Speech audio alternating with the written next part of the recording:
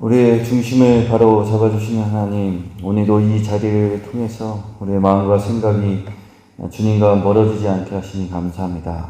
그 은혜를 기억하며 오늘 이 자리에서 예배하며 주님을 바라봅니다. 들려지는 말씀과 기록된 말씀을 깊이 묵상하게 하시고 기도하며 내 마음에 새긴 하나님의 뜻과 깨닫게 된 하나님의 뜻을 잊지 않는 우리가 되게 하옵소서. 또한 영광의 권능의 하나님을 기억하며 스트레스 받게 하는 모든 것들을, 또한 걱정하며 두려워하게 하는 모든 것들을 감당하는 힘을 얻게 하옵소서. 다시 한번 주님께 영광 돌리며 예수님의 이름으로 기도드립니다. 아멘. 함께 찬송가 300장 함께 찬양 듣겠습니다. 함께 찾아보실 하나님의 말씀은 골로새서 1장 24절 말씀입니다. 골로새서 1장 24절 말씀. 골로새서 1장 24절 말씀을 다 사신 줄 알고 받들어 봉독하겠습니다. 나는 이제 너희를 위하여 받는 괴로움을 기뻐하고 그리스도의 남은 고난을 그의 몸된 교회를 위하여 내 육체에 채우노라. 아멘. 우리는 지난 시간 복음의 소망에 떠나지 않을 때 하나님을 보고 하나님을 보여주는 사람으로 살아갈 수 있음을 함께 묵상했습니다. 그리고 그 복음의 소망은 곧 예수님이시며 또 예수님의 구주로 믿는 사람들로 함께 세워지는 예수님의 몸된 교회임을 함께 묵상했습니다. 이것을 분명히 알았던 사도 바울은 오늘 말씀에서 이렇게 말합니다. 오늘 말씀을 제가 세번역 성경을 읽겠습니다. 이제 나는 여러분을 위하여 고난을 받는 것을 기쁘게 여기고 있으며 그리스도의 남은 고난을 그분의 몸 곧 교회를 위하여 내 육신으로 채워가고 있습니다. 사도 바울은 복음의 소망에서 떠나지 않는 것이 우리 신앙에 너무 중요함을 알았습니다. 그래서 사도 바울은 성도들로 하여금 복음의 소망에서 떠나지 않도록 이 일을 아주 기쁨으로 감당하고 있다 말하고 있습니다. 그것은 바로 성도를 위하여 받는 고난이었습니다. 그리고 그 고난은 말씀과 같이 주님의 몸된 교회를 세우기 위한 고난이기도 하였습니다. 왜냐하면 몸된 교회를 온전히 세울 때에 비로소 교회를 함께 세우는 성도들이 복음의 소망 안에서 살아갈 수 있기 때문입니다. 근데 성도 여러분, 저는 오늘 말씀을 보며 함께 교회로 세워가는 신앙생활을 하는데 왜 꼭 고난을 당해야만 할까라는 생각이 들었습니다. 우리는 서로를 위하여 또 교회를 위하여 함께 고난을 받아야만 하는구나 이렇게 생각하기보단 왜 고난이냐? 기쁨과 감사도 분명히 있을 텐데 왜 사도 바울은 고난을 가장 먼저 이야기했을까 이런 생각이 들었습니다. 그래서 설교를 준비하면서 이 고민을 가지고 여러 책을 보다가 당시 유대인들이 가지고 있었던 생각을 알게 되었습니다. 사도 바울 당시 유대인들이 공유하고 있었던 생각이 있었습니다. 그것은 옛 시대가 지나고 새로운 시대가 도래올 때까지는 반드시 고난을 당해야만 한다는 것이었습니다. 그래서 그들은 예수님을 믿을 때 반드시 고난을 겪어야 된다 생각했습니다. 왜냐하면 예수 그리스도를 믿는 것은 옛 시대에서 벗어나 새로운 시대로 들어가는 것이기 때문입니다. 옛 언약이 아닌 새로운 언약으로 살아가는 것이기 때문입니다. 이것을 우리는 사도 바울이 쓴 로마서 8장 22절을 통해서도 알게 되는데요. 이 구절에서 사도 바울은 이후 우리가 얻게 될 영광의 날이 올 때까지 해산의 고통을 겪고 있다라고 말씀하십니다. 곧 고난당함을 마땅한 것으로 이해했습니다. 그렇습니다. 이것을 통해서 우리가 알게 되는 것은 초대교회 성도들은 예수 그리스도로 말미암아 이미 시작된 하나님의 나라가 온전히 완성되는 날에 이르기까지 반드시 받아야 할 고난이 있음을 알았다는 점입니다. 아는 것을 넘어 반드시 그 고난을 받아야 된다 믿었습니다. 근데 여기서 고난은 우리가 보통 초대교회가 받은 고난을 생각하면 떠오르는 박해를 가리키지 않습니다. 여기서 고난은 우리가 신앙생활하면서 겪는 여러 가지 갈등, 마음의 상함, 또한 도전들을 가리킵니다. 그렇다면 성도 여러분, 초대교회 성도들은 왜 이런 생각을 하게 되었을까요? 왜냐하면 요한복음 16장 33절에 보면 예수님께서 제자들에게 예수님을 믿기 때문에 겪게 될 환난이 있을 것이라 말씀하셨기 때문입니다. 또한 믿음의 선배들로부터 은혜로 말미암아 하나님의 자녀가 되어 예수님을 구주로 믿으며 살아가는 삶이 어떤 삶인지 또 어떤 일이 일어나는지 배웠기 때문입니다. 성도 여러분, 주의 지배에서 벗어나 성령의 법을 따르며 살아가는 삶은 사실 매우 큰 변화이고 긍정적인 변화입니다. 그리고 이 변화는 참 좋은 변화이지만 때론 우리로 어색함과 불편함을 느끼게 합니다. 왜냐하면 이전에 익숙했던 것에서부터 벗어나게 하는 것이기 때문입니다. 그래서 마치 새운덩어리를 신으면 좋지만 물집이 잡혀 불편한 것 같은 상황을, 그런 경험을 우리는 예수님을 구주로 믿은 후 경험하게 됩니다. 아마도 이와 같은 고난을 우리 모든 성도님들께서도 받으셨을 것입니다. 예수님을 만나고 예수님을 믿게 된 후 너무 기쁘고 감격스럽지만 바로 그 뒤에 찾아오는 여러 가지 도전들 기억나시죠?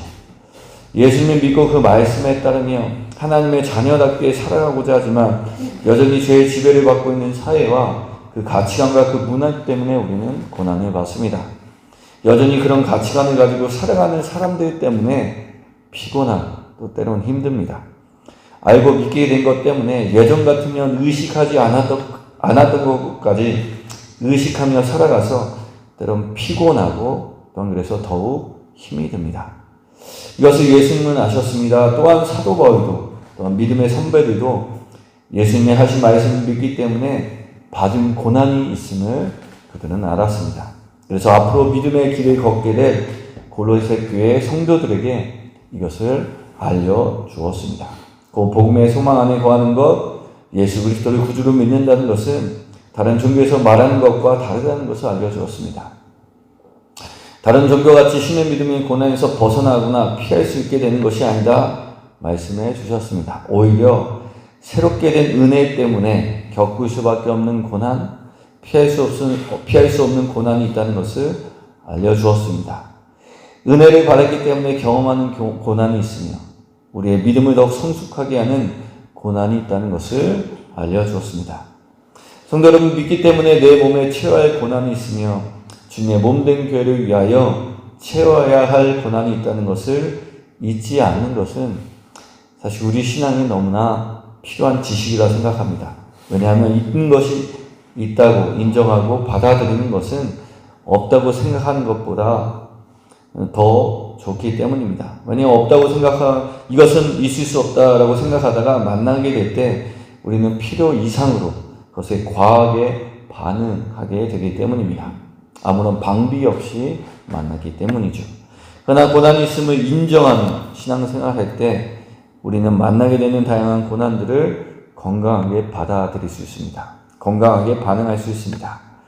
믿음으로 살아가는 것이 비현실적인 것 같은데 때로는 현실이 정말로 바뀔 수 있을까부터 시작해서 교회가 어떻게 이래, 어떻게 성도가 이래, 어떻게 이런 일이 일어날 수 있어, 이런 고민과 갈등들, 왜 그런 생각이 들지 않겠습니까?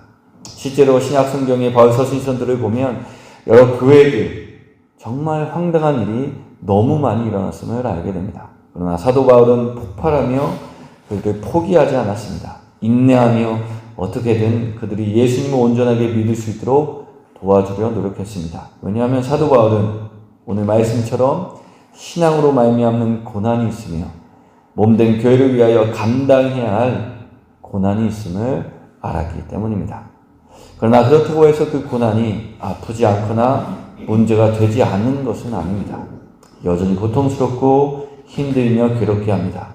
문제가 됩니다. 그러나 그것에 매몰되면 우리는 본질을 잊어버리고 극단적인 방법으로 문제를 해결하고자 합니다. 그러나 믿기 때문에 나타나는 고난과 고통의 문제를 이미 시작되었으나 아직 임하지 않는 하나님의 나라를 기다리는 이들에게 일어나는 자연스러운 문제로 인식한다면 극단적인 방법을 선택하지 않을 수 있게 됩니다. 급하게 감정적으로 해결하지 않고 주님을 의지하게 됩니다.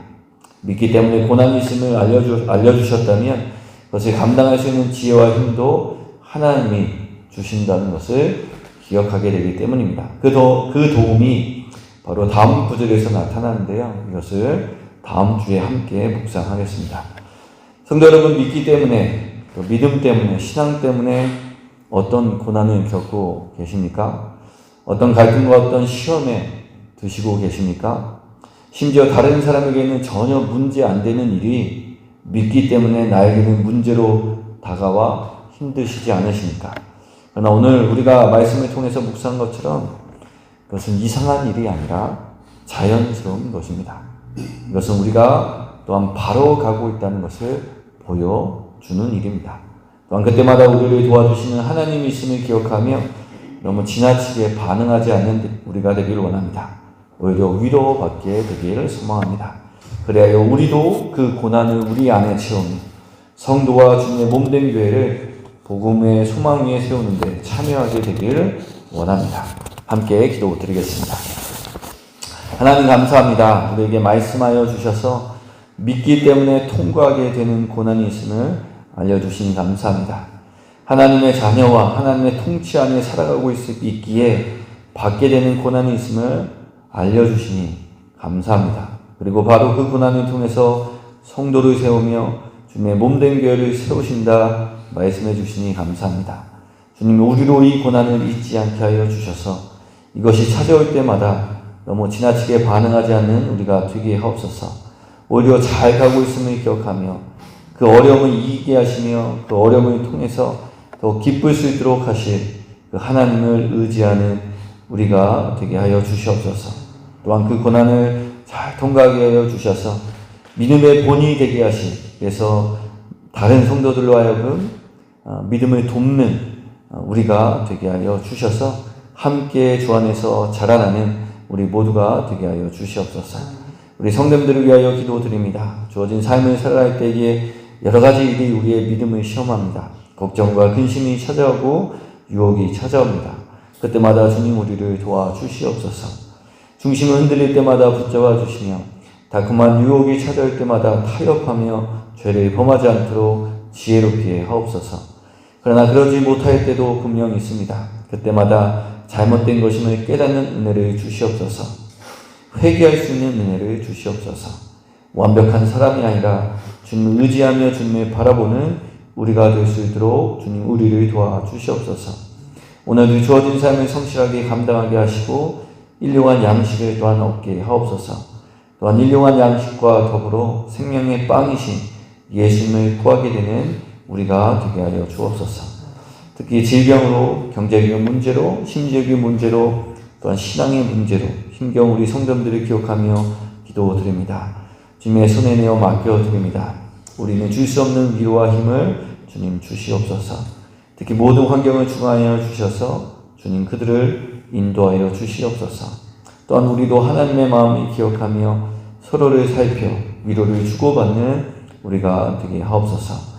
다시 한번 우리의 삶을 주님께 드리며 믿기 때문에 통과해야 하는 고난이 있음을 알려주셔서 오히려 우리의 믿음을 도우시는 예수님의 이름으로 기도드립니다.